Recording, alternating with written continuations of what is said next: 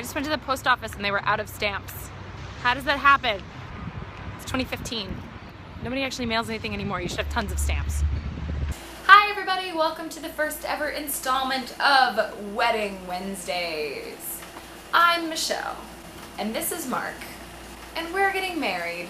So every Wednesday I'm going to be posting a video about planning our wedding so that you can learn from our mistakes. There have been a few.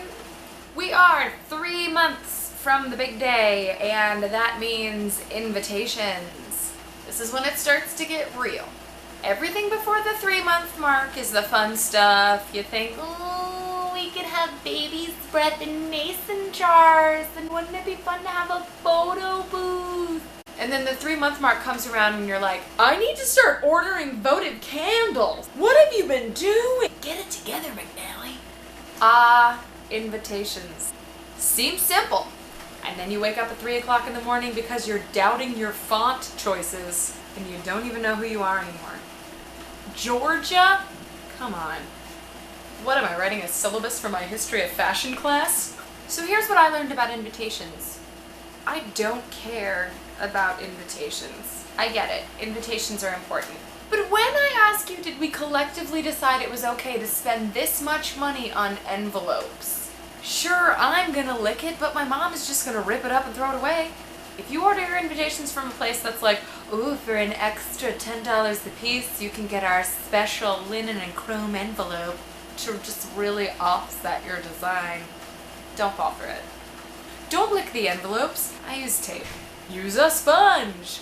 Buy some fun stickers. Don't lick 150 envelopes. Who is sitting there about to lick 150 envelopes? Is this really something we need to be specifying?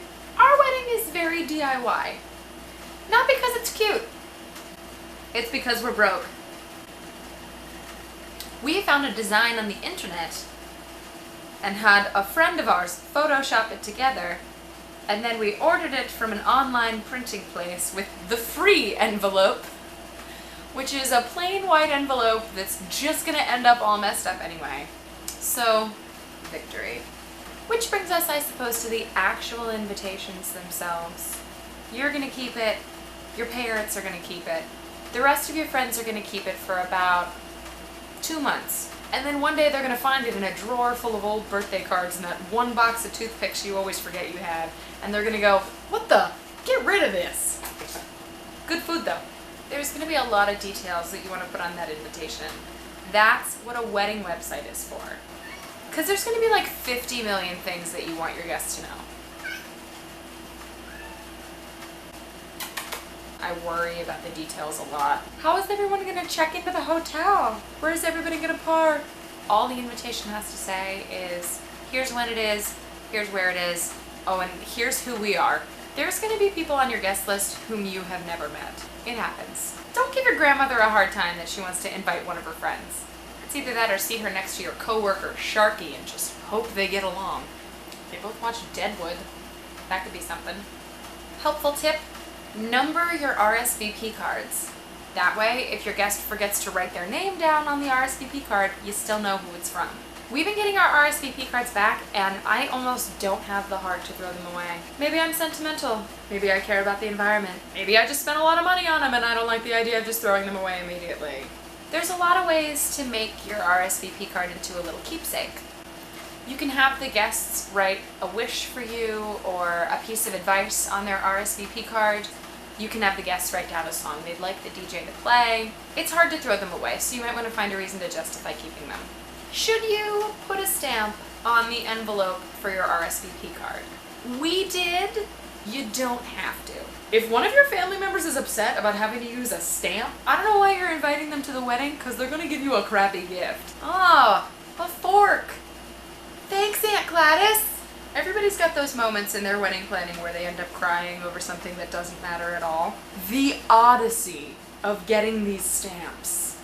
How does the post office run out of stamps? We ended up ordering them online. I paid $60 for 146-cent stamps. That doesn't add up. We had another issue with our invitations. Babies. A lot of our friends have babies. If all of our guests who have small children bring them, we will have 11 children under the age of 3 at our wedding. I know that most people don't actually bring their small children to weddings. I mean, if they want to bring their kids, that's fine. No, like they can bring their kids. Like it's totally fine if they want to bring their kids. And you can't just plop a kid in front of the TV and play Sesame Street for 6 hours on end because Sesame Street's on HBO now. A lot of us can't afford premium cable channels. We needed some more information. There were children's menus to deal with. There's a limited number of high chairs. So I inserted a little worksheet into the invitations of people with small children.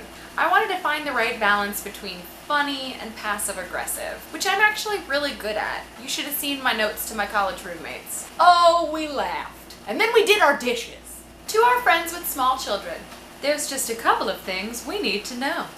Number 1. Children under the age of 12 have the option of getting a children's meal. Please check the following. I'll need a children's meal. It's all good. My kid will enjoy the buffet. My child is a gluten-free vegan with a birch allergy, so I'll be bringing special hypoallergenic food with me. Number 2. High chairs are limited at this venue. I'll need a high chair. I'll be bringing my own travel high chair or booster seat. My child can sit in a regular seat. I'm planning on letting my child run wild like an animal while I get smashed on Pinot Grigio and enjoy just one conversation that isn't underscored by the Kids Bop version of Uptown Funk or the Frozen soundtrack. Booyah. All told though, our invitations went pretty smoothly. They're out, our SVPs are starting to come in, and it's starting to get real, you guys.